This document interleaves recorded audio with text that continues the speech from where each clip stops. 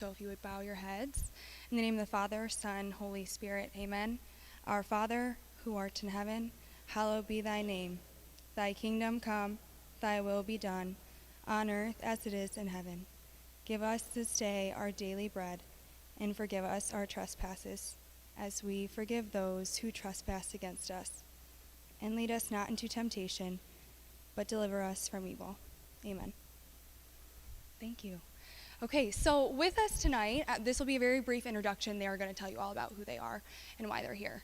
But with us tonight, we have Mr. Michael Gillette, who is the Michigan director of the Fentanyl Fathers, Mr. Greg Swan, who is one of the co-founders of the Fentanyl Fathers, and Miss Alexandra Hicks, who is with the Alliance of Coalitions for Healthy Communities. She's actually going to be distributing and educating us on how to administer Narcan at the end of this presentation. So without further ado, please welcome the Fentanyl Fathers. Thank you so much. And we have Officer Josephine here as well. Hi, my name is Greg Swan. This is nice little community. This is a better turnout than I expected because we do some community events. And my sister Joanne said the Shrine parents will surprise you, but it's great to have some people, friendly faces in the crowd here. Annie Moran, my dear friend, Molly Feely, practically my sister, as well as Marguerite McNulty, and some others here that I've known for, decades. So, anyways, and Patty, or you go by Trish now? Okay, I knew her in grade school as Patty Riley, and so it's nice to be here. We're going to show you what we show high schools all over America. We are like Paul Revere. We want to get out and just warn people about fentanyl, especially kids, because it's slaughtering our youth in the biggest way. The numbers are staggering. I'll show you a slide which will kind of like enlighten it. It's not a niche problem. It's America's number one problem. It's Michigan's number one problem. So yeah, we asked you to take the fentanyl IQ test. We use that data. Tomorrow, I think Channel 4 is coming to cover, so we should be on the news maybe tomorrow night if they get it out, because it's a 2:20 start. And I'm going to turn over to Mike. We got some movies. We try to blow through this thing in 45 minutes. Slides, movies, and Q&A at the end. And hopefully you'll walk away a little smarter and a little bit more prepared to warn your own kids. Okay, thank you. I want to start, if I could, by thanking Principal Cerrone, Libby Carpenter, and Annie Bates for welcoming us, for bringing us in. This is a difficult process, contacting schools, trying to gain entry, to have this life-saving discussion, and not all schools are willing to do it. And I give these people nothing but credit. They've been wonderful to work with, and they're lucky, the students are lucky to have them as educators, because they're allowing us to spread this information. So I always start the presentation by giving the students something to roll their eyes at. And I'll tell them the next 45 minutes will probably be the most important 45 minutes of their school year. And of course they roll their eyes. But I truly believe, and the surveys we do prove that it is having an impact. So this is something that is very important to us, and hopefully it will give you some information today that you don't currently have. So I'll start by asking this question. How many people do you think die in a single day in this country from fentanyl poisoning? Just throw a number out. God, the students never hesitate. 100, thank you. All right, let's see.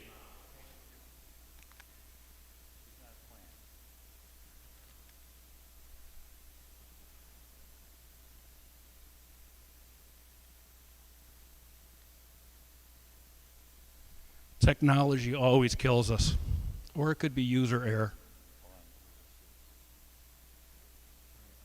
You're going to press. Okay, I have a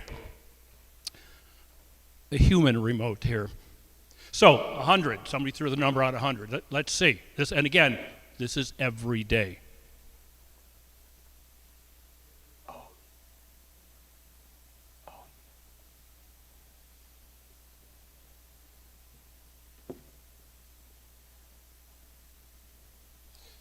While we're doing this, let me give you some information.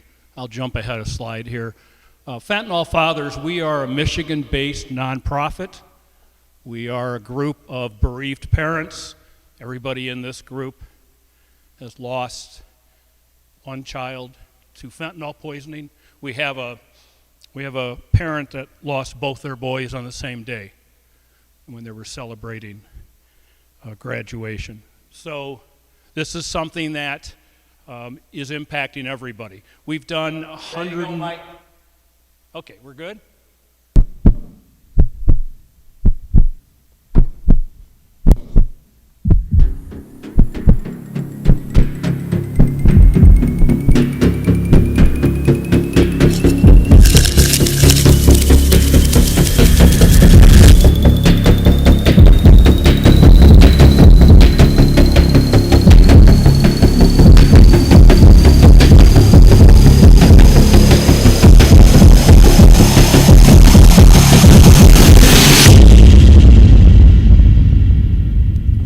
So that's a big number, and just so we understand, that's every day, 365 days a year. So when we go to Shrine tomorrow, that will pretty much represent the number of students that we're going to see in that auditorium.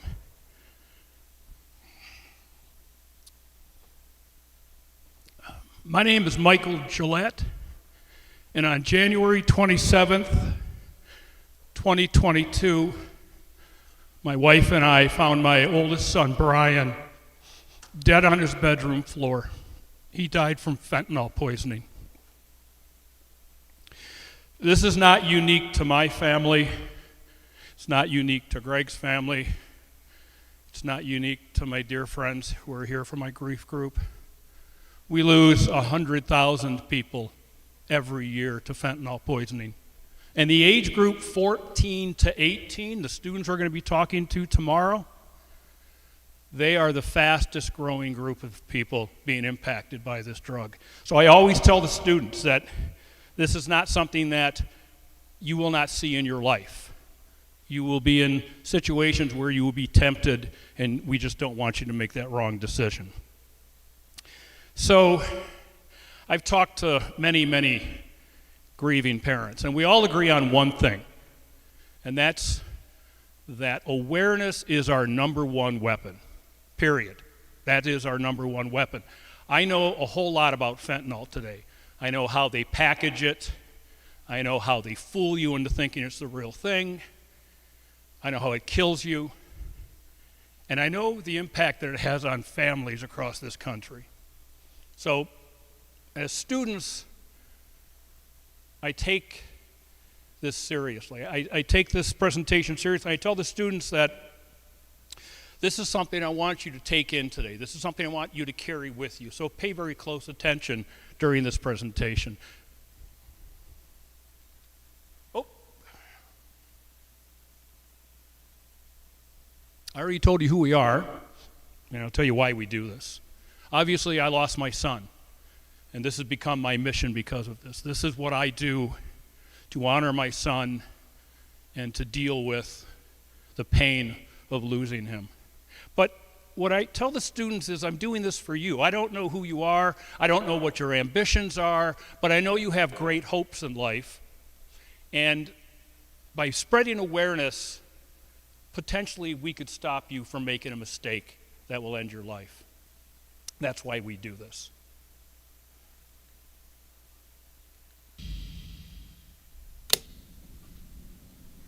My name is Dominic Tierno. Since I graduated high school in 2014, I've had the great honor of directing a number of documentary films about drugs and drug addiction. Our mission is to revolutionize drug education by telling real-life stories that motivate young people to make one of the most important decisions of their life, and that's the decision to not use drugs. 2020 was the worst year for drug overdose deaths that we have ever seen. In the beginning of summer in 2020, I came across this article. A 14-year-old kid from a town I grew up in had died from what appeared to be a drug overdose. He's a smart, funny guy who like many kids, was struggling with some anxiety issues and decided that he would turn to drugs to see if he could help himself with that. What happened was he went and bought this pill, this Oxycontin pill, from a guy he had known because he thought that pill might ease the pain of what he was going through mentally. Well, he didn't know it, but that Oxycontin pill wasn't a real Oxycontin pill. It was a fake pill. It looked just like the pill that he wanted to try, but instead of Oxycontin, it was made with fentanyl, a synthetic opioid known to be 50 to 100 times the strength of morphine. That one pill he took that night killed him almost instantly, and his mom found him dead in his bedroom the next morning. Before I can even finish that article, I'm scrolling through and I see another linked article. Not far away, around the same time, another 14-year-old dead from fentanyl. So then I go back to Google and I type in fentanyl deaths. I hit search, and then it all made sense. I saw another kid, and I saw high school students, college students, young adults, all recent, all over the country, all dead from fentanyl. And so I'm looking at that and I'm saying, these aren't just normal overdose deaths. These people think they're taking one drug and turns out they're being killed. Why have we not heard about this? First time I heard about fentanyl was my sister busting in my house being like, don't touch anything in his room, it's fentanyl. And I'm like, I don't even know what you're talking about. Like, I have no idea what's going on right now. So most people haven't heard of this because we haven't been talking about it. Back in 2013, when it first started showing up, only about 3% of drug users were dying from it. Now we're looking at over 50% of drug deaths being attributed to fentanyl. If Alexander could have got a lesson, I wish he knew about fentanyl. I wish he understood that fentanyl poisoning is real and that every time you try something, you're playing with your life. It is pill roulette every time you try it. As a mom of a kid that was just trying to experiment, that's where it is. As a mom of a kid that died just wanting to experiment, I wish I could just shake you and tell you and make it real for you. But I don't know how to do that. I won't be there when you're faced with these decisions. I know that if he knew the effects of his passing, it would crush him. He never intended for me to find him on his bedroom floor.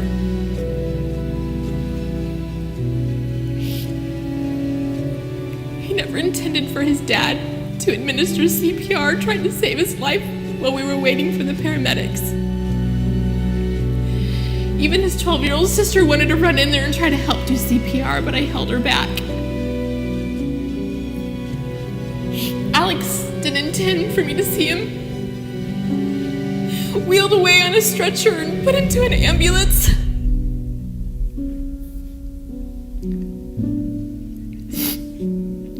Alex had no intentions of me seeing him lying on a stainless steel table covered with a sheet with only his head showing.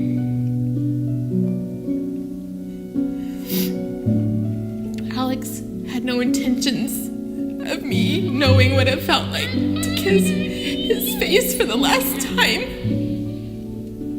The images that I'm left with of that day replay in my mind on a regular basis. Please do not put your family through this. And please, please, please, I beg of you, learn about fentanyl now. You can be a very important part of saving lives. This would be how much cocaine somebody would have to ingest to kill them.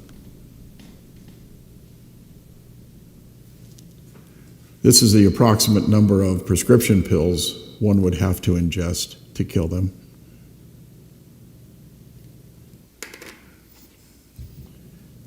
This is the amount of heroin the average person would have to ingest to kill them.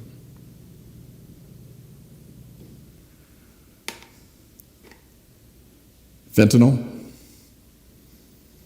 You're going to have to bring that camera up here real close to see it. This much fentanyl would kill you and I if we split it.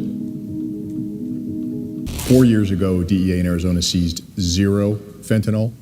This last year, we seized enough fentanyl to kill 70 million people. You're playing Russian roulette out there when you're taking these pills and you're buying this stuff off the street.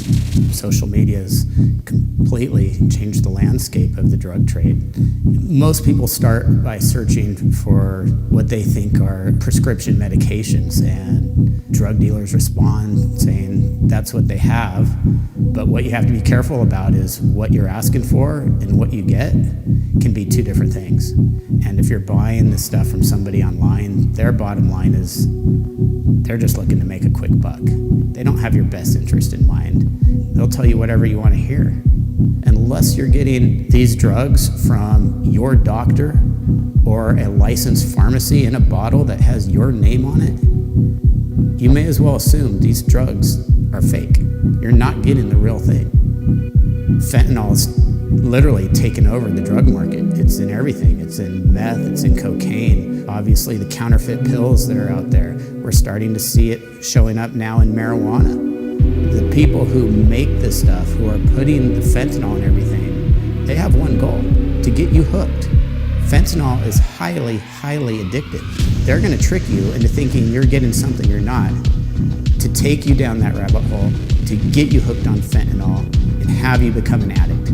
Because to them, you're a customer, and you'll be a returning customer at that point. One of those times, you're going to get enough fentanyl to kill you. Alex was in her bedroom at night, getting ready for bed. She went on social media in search of oxycodone. It wasn't hard for her to find a drug dealer, and she had what she thought was oxycodone delivered to our house. 1 pill had enough fentanyl to kill 5 people. My daughter took half of this pill and died instantly. In an instant, my life was changed forever. My last memory of my daughter is of her being wheeled out on a gurney. I saw my daughter brought into this world, and I saw her leave this world.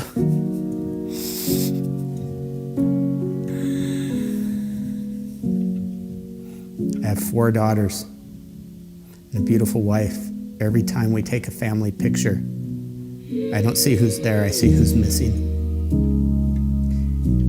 It's an odd feeling to looking forward to dying, because you know that's when your heart will be made whole again. Alex would have never wanted this. Don't do it to your parents.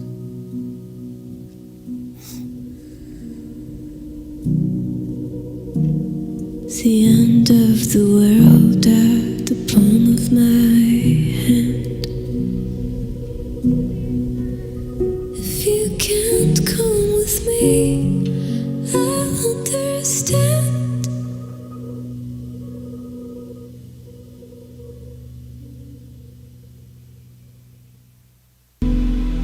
You have a choice, because it is between life or death.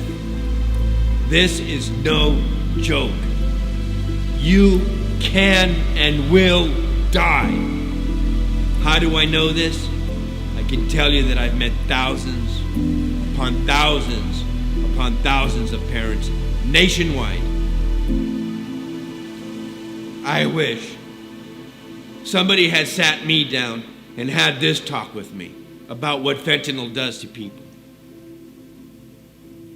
I didn't get that chance. You do.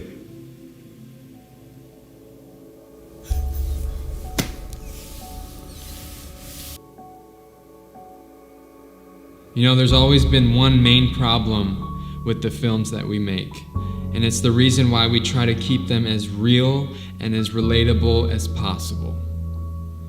People just so commonly think that it will not happen to them. I'm talking about great people, nice people, cool people, intelligent people with big plans for the future, big potential. Gone because of one choice they didn't know would end their life. Fentanyl is coming for anyone and everyone. So the most important message that I can give to kids, to teens, young adults, anybody, is the same old message we've heard time and time again, and that's to really get serious about not even trying a drug. You see, back when we first started, I was telling kids not to use drugs because you might get hooked, you might get addicted. Now there's not even time for that. Now it's don't try a drug because you might actually not wake up tomorrow. You might actually not get another chance. One choice is all it takes. If you don't believe that, I guarantee you, at this point, there was someone very similar to you who wished they could be here right now to look into the camera and look into your eyes and say, don't do it. Please don't do it. Please, I wish I wouldn't have done it. Don't do it. Don't risk your life. So my question for you is, are you going to listen? Or will it be your family and your friends holding your picture, wishing they could have been there to tell you?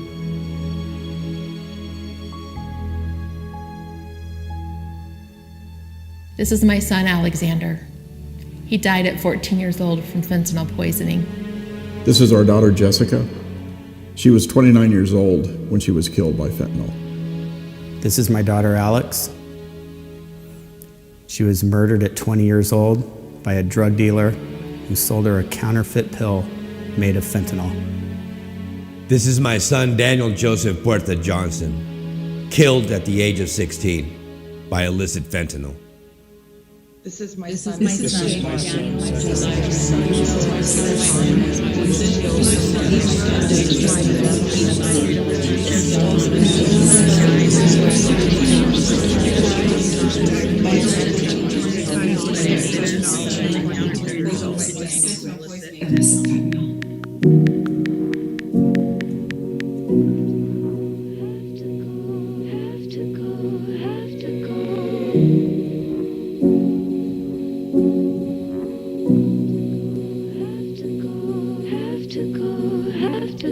The end of the world at the palm of my hand. And if you can't come with me, I'll understand.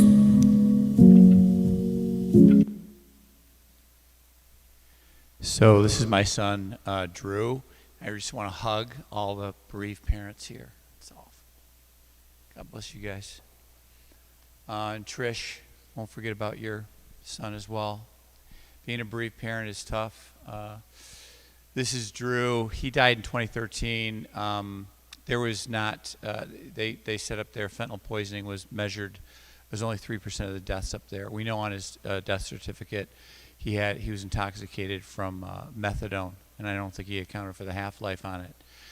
The point is he took an unprescribed pill from a roommate, and our message is if you do that, there's a very, very good chance you're going to die. And we let kids know that it's not an option for you. I often tell kids, you know, if you want to do something safer, hurl your body off the side of a mountain. That's called base jumping. Just make sure you have wings. You'll only die 1 in 5,000 times. This is 5 in 10, 6 in 10, 7 in 10. The DEA has some new stats that it's gone down a little bit, but we've been talking 7 and 8 and 10. So this is Drew. That's the last. It's his permanent Facebook picture on the. We had a great weekend together in Epcot, and we had a blast. And maybe it was like God knew that this was going to be our last time together. And he was a talented guy. He was a smart guy. He was starting to model, and he had it going on. It wasn't fair to be Drew Swan. And he had an issue with opiates and had gotten clean from it down there, and was writing blogs and working 2 jobs and working with a group called the Progressive Group, and I was really proud of him.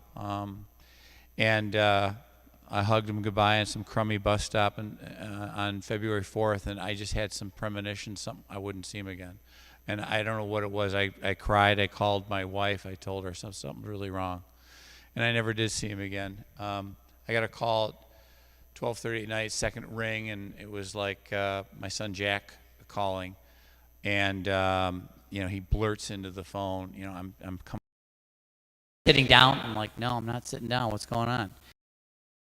Sitting down right now. So shock started going through my system, and I sat up in bed, and I said, what's going on? He goes, Drew's dead.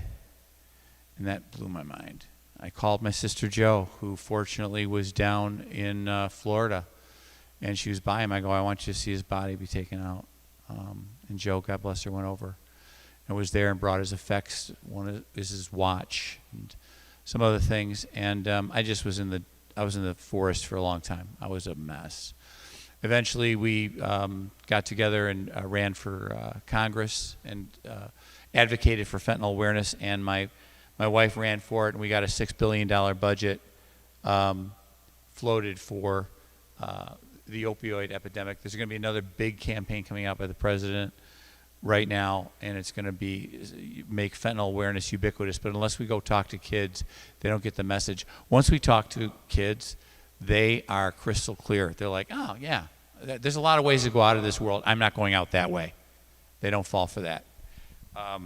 This is a gal named Rain. She's teaching I'm sorry about the jittery technology. It's my cross to bear. I got here at 5 o'clock, and sure enough, I couldn't make it all go right. But Rain is teaching a freshman class about fentanyl awareness, and this is what she had to say. Number 2, they can be dangerous. These controlled substances have very serious side effects, which include, but are not limited to, drowsiness, fatigue, dizziness, mental fog, and in very serious cases, death. But actually, not really in very serious cases, because even a small amount of fentanyl can kill you, and it's very, very scary. And this is an epidemic killing millions of people and teens. It's a growing problem in the United States. So I like to show kids that because it's good to make either a YouTube or a TikTok video becoming aware of fentanyl. She shot that on April 27th. It says up at the top, this is Rain 1 month later. And what she died of was fentanyl poisoning. And I know, it's terrible. And the message is, if someone's teaching you about fentanyl, what are your odds of knowing more than Rain did? She knew better. She was at a pool. She's 19 years old. Her mom is the saddest person I know. And someone said, hey, you look stressed out. What's going on? And she's like, I'm waiting for my fiance to get back. They go, hey, you want a Xanny? And they gave her a Xanax. And her last search on her phone was, what does a real Xanax look like and what does a fake Xanax look like? And it looked exactly like a real one, so she took it. You never go by visual, obviously. And I can't believe Rain broke her parents' heart, and that's what happened. This is the 900-pound gorilla slide. This just shows all the famous deaths that we're familiar with. Drunk driving, COVID, 9/11, Vietnam War, 58,000. You know, just add all those up. Global plane crashes since 26, even childhood cancer. Add it all up, all those famous deaths added up together are less than 1 year's worth of overdose driven by fentanyl poisoning, mostly young people. So you tell me who's boss now. And that's why we have to focus on this one alone. These are famous people. Fortunately, you all know who Prince is. Would you believe I talked to some young kids, they don't know who Prince is. I want to smack them. But, and Mac Miller, a lot of them have heard of Angus Cloud, and who was on Euphoria. And I mean, Robert De Niro has a foundation going now. His grandson died of fentanyl poisoning. Dana Carvey had Saturday Night Live. His son died of it, and so many people. I just quick show of hands. Does anybody know anybody who died of fentanyl poisoning? I just saw Molly's hand go up. I know that Molly is her godson died of fentanyl poisoning. He happens to be She happens to be the sister-in-law of the commissioner of Major League Baseball. I have to give Molly some credit for that. Hey, way to come, buddy. Good job. The Major League Baseball is behind it already, and they're getting more behind it. They're going to help us go into several states. But I know your brother Pat was one of the last to talk to John before he passed. Molly's going to hopefully be talking with us. So I'm going to turn this over to Alexandra. Alliance of Coalitions for Healthy Communities, and I've for you guys because that's one of our portions. While we don't give it out to students whenever we talk to them about it, it is something that we give out to adults. So if you are interested in getting a Narcan kit, if you want to quickly scan the QR code, that way you can fill it out while I introduce myself. That'd be lovely. That way, once we end here, you guys can grab them and go. I also have paper versions available if you'd like one of those after. For you guys to scan that.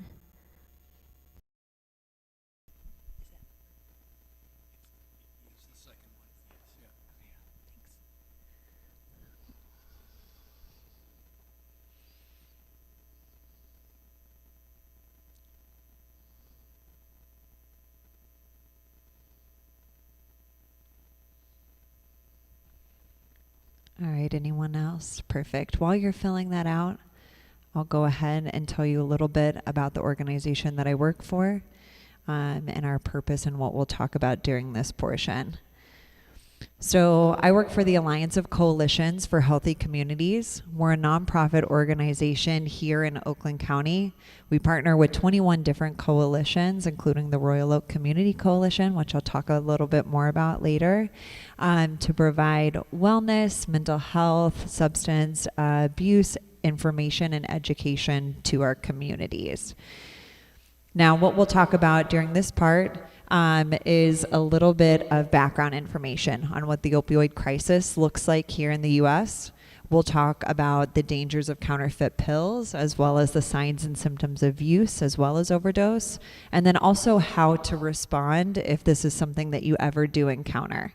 This is something that our organization has a goal in. We would like Narcan as accessible as possible so that we can work together as a community to lower our overdose death rates. And if it is accessible and people know how to use it, then they'll know how to respond. Another reason that we do it is because there's a lot of stigma around substance use. And where there is stigma, there is a barrier to people getting access to the help that they may need. And there are so many resources available out there, but if people aren't able to vocalize where they're at, then that access to resources is completely gone. Now, a little bit of background information. In the 12-month period ending in January 2023 or December 2023, we had right around 107,000 Americans pass away from overdoses and accidental poisonings. Now, that number has been steadily increasing over the last decade, our overdose deaths. And a big reason for that is due to substances like counterfeit pills. Counterfeit pills are mass-produced by criminal drug networks. They are easy to purchase, widely available. They often contain fentanyl or methamphetamines, and they're even being sold on social media and e-commerce platforms. So gone are the days of having to know somebody who knows somebody who knows somebody. As long as you know what to look for, you can easily access these things, and even at times get them delivered to your home. Now, currently, from our drug supply being seized and tested, 5 out of 10 pills that contain fentanyl contain a potentially lethal amount. So it's a high risk for those accidental poisonings leading to overdose when people are getting a hold of things like this. Now, this is our visual representation for a potentially lethal dose. That's on the tip of a pencil, so if you can imagine the size of a pill, quite a bit of that substance can fit into just one pill. Now, fentanyl is a synthetic opioid that is 50 to 100 times more potent than any other substance out there. So, again, very, very potent and very small amounts. Now on the screen, I have some examples of legitimate prescription pills. So those are the ones on the left column. And then on the right column, those are their counterfeit counterparts. We show those just to get across the point that this is not something that we can identify just with our eye, because they are making these look as legitimate as possible, because we have a lot of brand recognition, a lot of brand trust here in the US. So it's one of those ways that people can get them and not question it, and then they're going to take it and keep purchasing it. So they're making these look like our most popular forms of prescription medications. And then it's not only limited to being put into our pill supply, but it's also being added to our powdered street supply, such as cocaine or heroin or methamphetamines. Now, what is an opioid overdose? So what's happening in the body when someone is experiencing an overdose? So we have these receptors in our brains that send and receive signals. And when somebody takes an opiate as prescribed, typically for pain management, it goes into their system and it attaches to the receptors in the brain, and it blocks that signal for pain, allowing the person to manage it. Now, when opiates are used outside of prescribed in way too large of amounts, these receptors in the brain get flooded with those opiates, and it not only blocks the signal for pain, it also blocks the signal for breath, causing respiratory depression. So when somebody is experiencing an overdose, basically their brain stops telling their lungs to work, and then the rest of their organs go as a result of that. Now, the good news is that we have an opioid overdose reversal medication called naloxone. How many of you guys have heard of naloxone before? How many of you guys have heard of Narcan before? So more. So Narcan is the name brand for naloxone. Naloxone is the actual medication name. And it is effective on any opiate, anytime. There are no exceptions to that. And how it works is it actually has a stronger attachment for those receptors in the brain. So when it's given to somebody who has opiates in their system, it will knock the opiate off of the receptor, and then the naloxone will attach to the receptor, creating a protective barrier that stops the opiates from connecting and allows the signals to resume. That is its only function. It does not get rid of the opiate, it just creates a protective barrier that stops the opiate from connecting. Now, why we want to know that is because on the screen you'll see it just lasts for a short time, 30 to 90 minutes, where opiates last for longer than that in the system. So if the Narcan were to wear off after that 30 to 90 minutes, and if that person has enough of the opiate left in their system, it can reattach and cause a re-overdose. So it's something that we just want to be mindful of if this is something that we ever do encounter. Now, naloxone works on any opiate anytime. It will reverse the opiate's effects, sedation, and respiratory depression. It can cause a sudden withdrawal. It's going to feel like the worst flu of their life. They're going to be in a lot of pain. But if they're willing to accept medical help, there's ways for that to be mitigated. It does not have any psychoactive effects. It's not addictive. It is routinely used by EMS, typically in larger doses. And then this last point is my favorite. There will be no effect on the individual if they don't have an opiate in their system. I love this because I'm not a medical professional, and I do not want the responsibility of diagnosing anybody. That's not within my wheelhouse, unless it's like my sister or something, because I like to tell her what she's got going on. But beyond that, absolutely not, especially in a medical emergency. So what this means is if I come across somebody in my community that's showing signs that they could have maybe had an overdose, I am always going to give them Narcan just in case.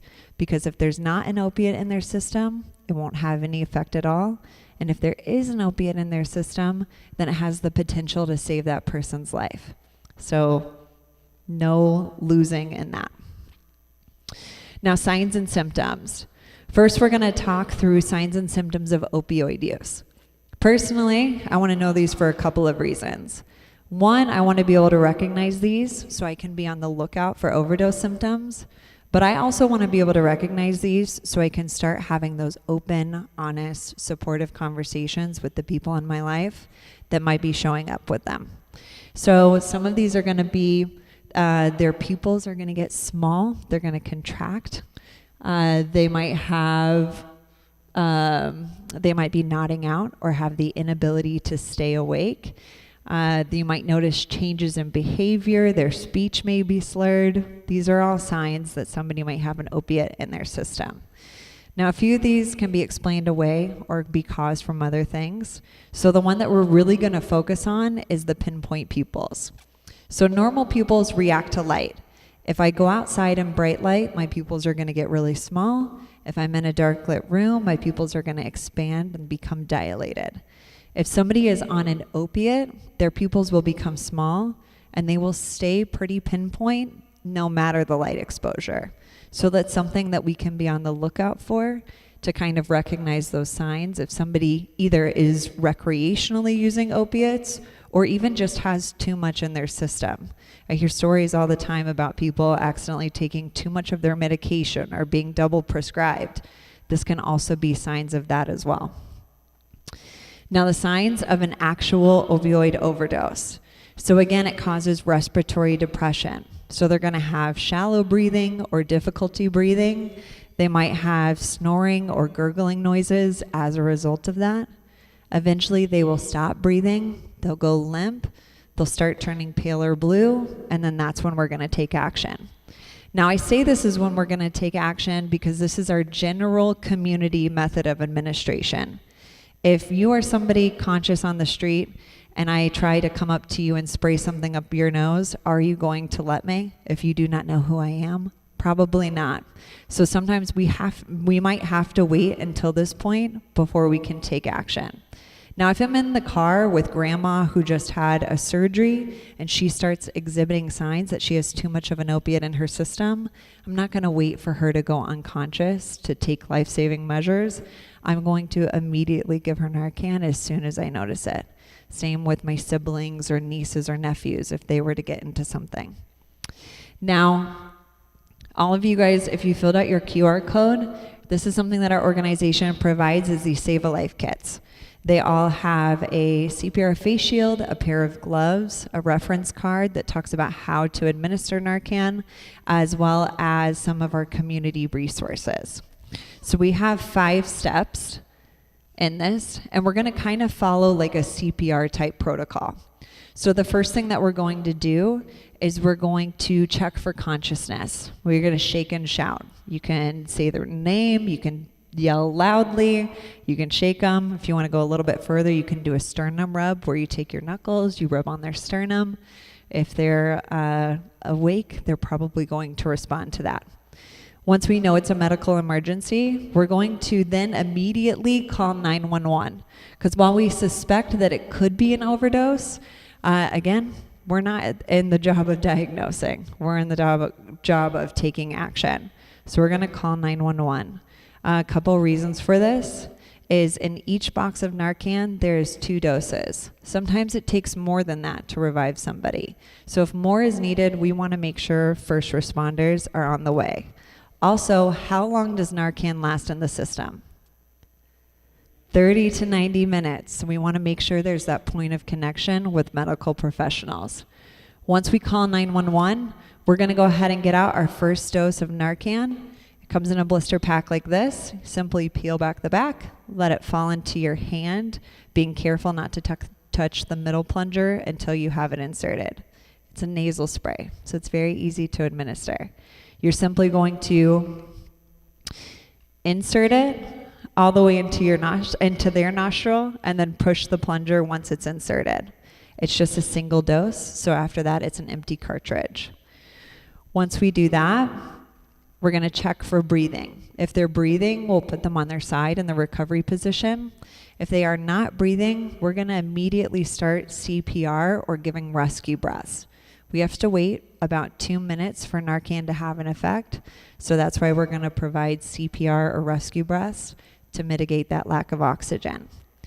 After the 2 minutes is up, if they still aren't breathing or conscious on their own, we're going to go ahead and get out the second dose of Narcan, and we're going to do the same exact thing, except this time in the opposite nostril, just in case there was a blockage or a deviated septum. Now, if we have additional doses with us, and we're still waiting on help to arrive, we can continue that pattern for as many times as it takes, every other nostril with CPR in between, 2 minutes. Now, aftercare, once they do start coming to, we're going to place them on their side in the recovery position, and then we're going to give some space, because this person is not going to have any idea what's going on. They're going to be incredibly disoriented. They might be in a lot of pain or sick. So we're going to give space and use kindness and compassion. Just letting them know, like, you know, my name's Alexandra. You just experienced a medical emergency. I've given you some medication. We have help on the way. Now we have some resources as a community, and Deputy Fagan's going to come up to talk to you about a couple of those because we partner with the sheriff to provide recovery support resources in Oakland County.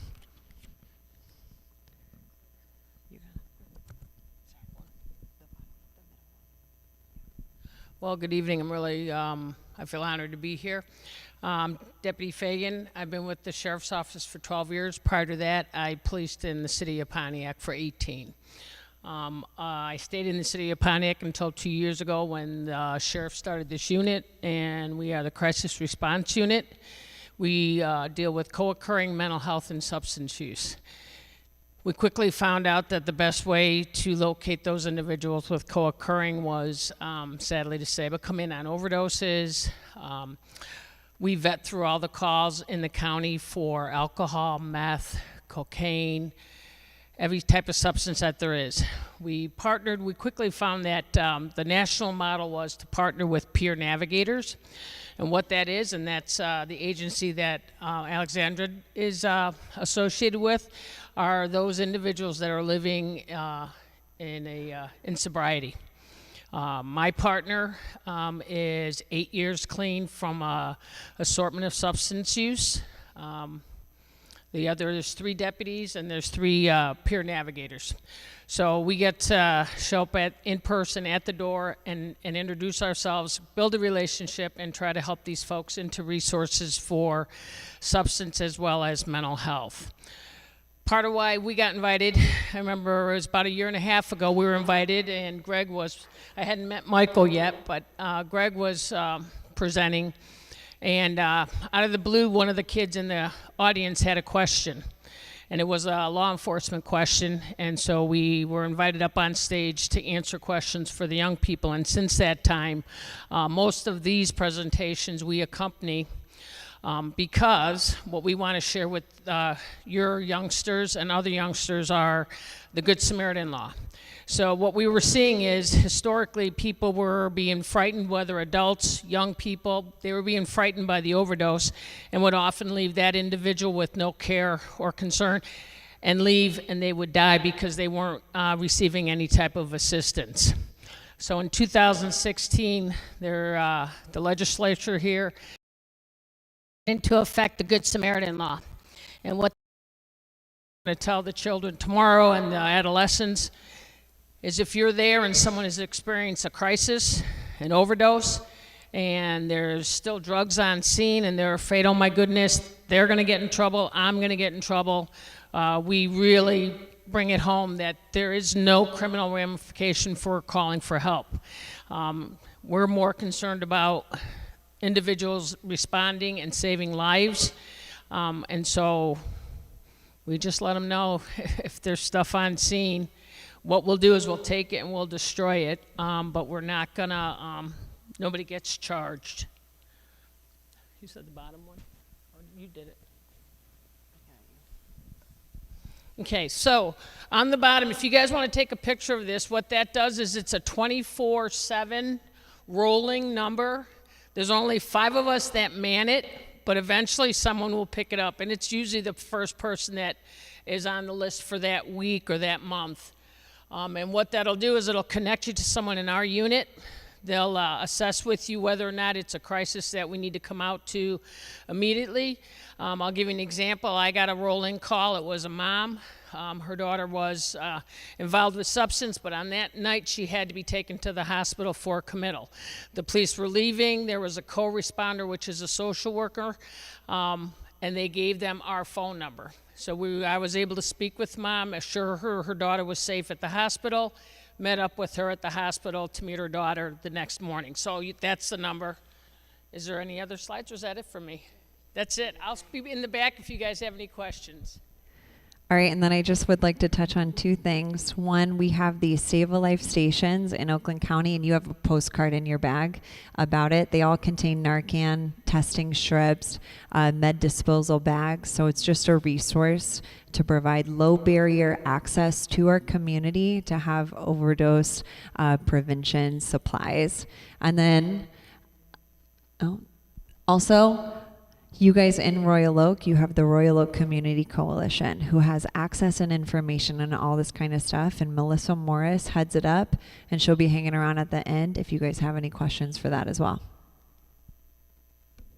Thank you. So we got one more really important testimony about Brian, and Rosanna's here, and I just really appreciate this guy that you've lent us. He's a beast, and he is getting it done for us in Michigan. We're in really good shape with this guy.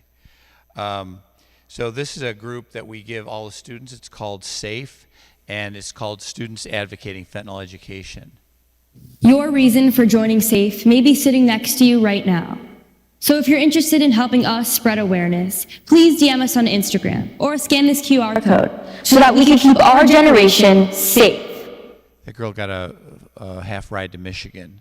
Our brother Dave knew the provost, and they weren't going to let her in. And we got on their case and said, who else is saving lives there?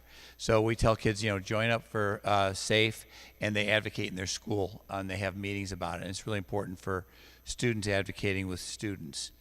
This is a free book that is available at the bottom of fentanylfathers.org. It's called 1001 Great Comebacks to Peer Pressure, and it's an ebook that Drew helped me write. So if you go to the bottom of Fentanyl Fathers, you can download it. There's a good spiritual message at the end. If we tell kids, if you're not able to overcome temptation and you fall for that, you better be ready for heaven. There's a little message about that. I can only say that in a Catholic school. But this, Drew died at age 24. That's kind of an homage to him. And he was a Michigan fan. But these are real zingers to help kids avoid temptation. So now I think we're ready to... We need to forward that if you can. Yeah, one back, two back. There you go. Here you go. Okay. Can you hear me?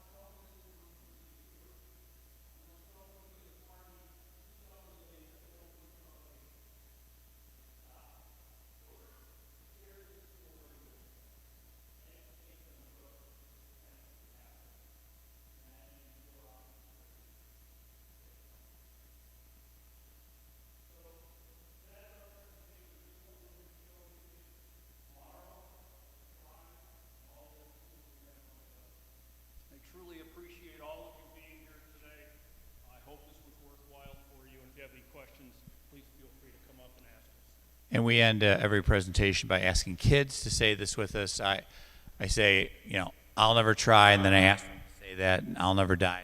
Fentanyl. As long as you're big boys and girls, why don't we say this together anyway? I'll never try, so I'll never die from fentanyl.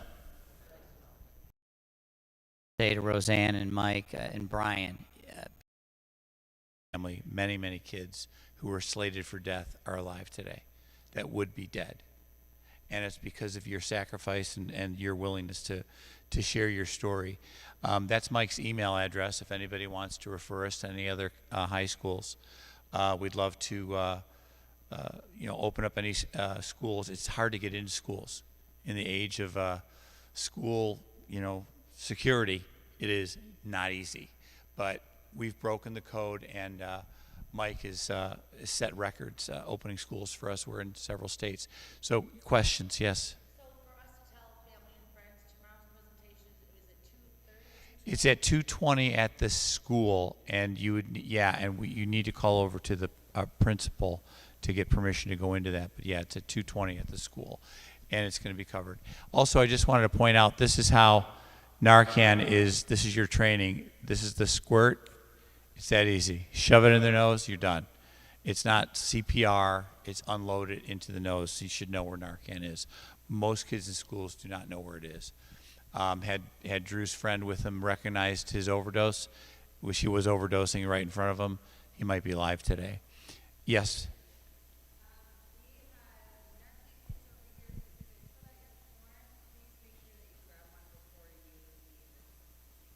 Good. Does anybody have any questions? Yes.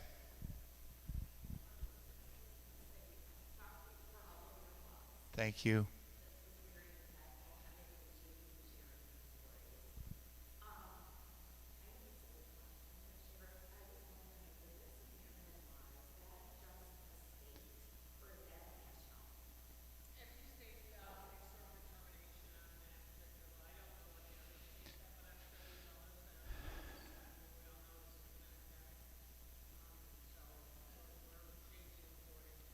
I can tell you all the states we go to have it. Florida's a little light on it. They're a little picky. Also, Sheriff Bouchard is working with us to get something called the Fentanyl Fathers and Mothers Act passed. It's in Senate right now. It'll mandate this type of education throughout high schools so we don't have to badger principals to get in. Anybody else got any other questions? Thank you for saying that. I really want to just hug all the bereaved parents in here. Doggone it. Sometimes it sucks to be us, doesn't it, kids? My gosh. Yes, sir.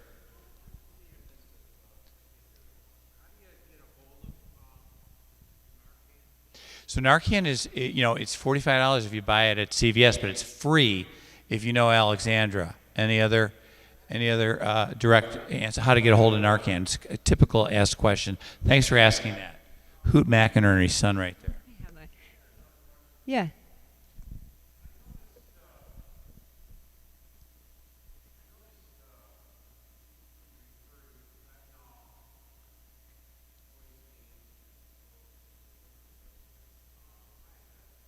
So a poisoning leading to overdose. So overdoses all have the same result, but an overdose is something that's typically referred to when it's somebody who knows, who knows what they're engaging with.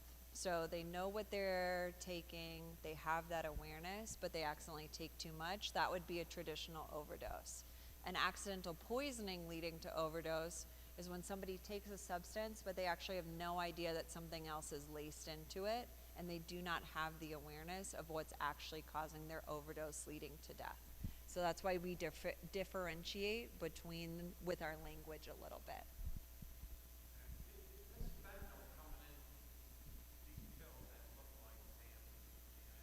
Yeah.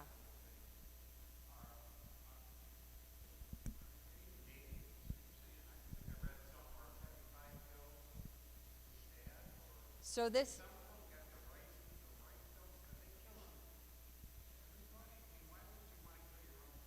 Exactly. So no, they wouldn't want to kill their own customer. They want people to return. That way they keep purchasing. The reason that there's just such a high risk with it is because of how potent it is in such small amounts. So it's that, and these are not people who have trainings on the different levels of the substances in it, so that's kind of best guess kind of deal. But they're using something that's so potent because of the logistics of being able to transport it because it's so small, if that makes any sense.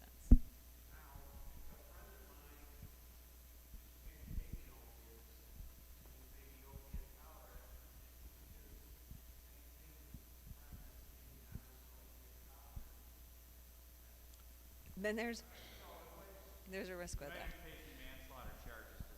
Hold on, but these are also just street pills. So the pills that you get from the pharmacy, those are safe because those are regulated, they're made legitimately. These are counterfeit pills specifically and only. You know. Yeah. Social media. Yeah. And yesterday there was a news article, it was national. It's referred to as murder by certain categories. Some people disagree. They say, boy, he's taking an overdose, whatever your kid's dead, and he didn't want it, and he didn't know he was taking it. What Marguerite? McNulty? Oh, I'm sorry.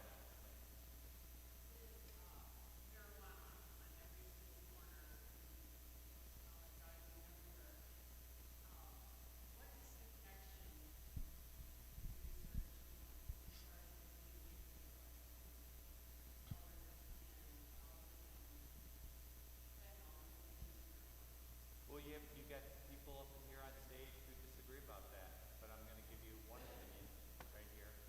And go ahead. Yeah, so it's one of those things. Our data as far as fentanyl-laced marijuana is non-existent. So it's non-existent. So it's one of those things that's being put into opiates, so powders, pills, things like that are going to mimic the same effect that the actual substance does. So whenever it comes to marijuana, it's one of those things of, if you're underage, let's not be engaging with it. If you're of legal age, make sure you're getting it from a legitimate place, like an actual establishment that has regulations and things like that to be on the safe side,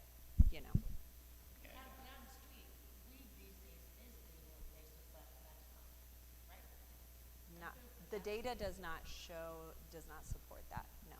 That's why I say, and Alexander and I are buddies now. We've settled on this. I have 3 parents with kids who claim to have died from smoking laced marijuana. But in terms of a gateway, yeah, I mean, marijuana is a gateway drug. It escalates. I was a pothead to a degree in high school, and it definitely spurs on other use because marijuana eventually gets born. My son got narked about 3 times over the past 20 years. He's 40 now, family. I don't know. That's one of the reasons I'm here tonight. I still worry about it. Oh yeah, I'm really happy for you that he's alive. Yes. We talk a little bit about it, and he does say that he maybe is fortunate that he has gotten off of it, he's gotten help, still is getting help. Because fentanyl wasn't around as prevalent as it was, I think, back then. Correct. Right? I mean, he almost died. That's correct. Call me, I'll slap him around for you. I would love to talk to him, seriously. And Molly has my information, but I know who you are, and I would love to talk to your son. I know you're his grandfather. Just so we can make sure we're respecting everybody's time, we'll stay around if you guys have any questions. But if you'd like to go ahead and grab your Narcan kits, you guys can go ahead and do that now. But thank you guys so much for being here. Thank you so much. And my son Jack just came in. He's one of the backbones of Fentanyl Fathers. Good to see you, Jack. Seeing his godmother right there. All right. Hi. Thanks, you guys. You guys were great. You're better behaved than students, I got to say.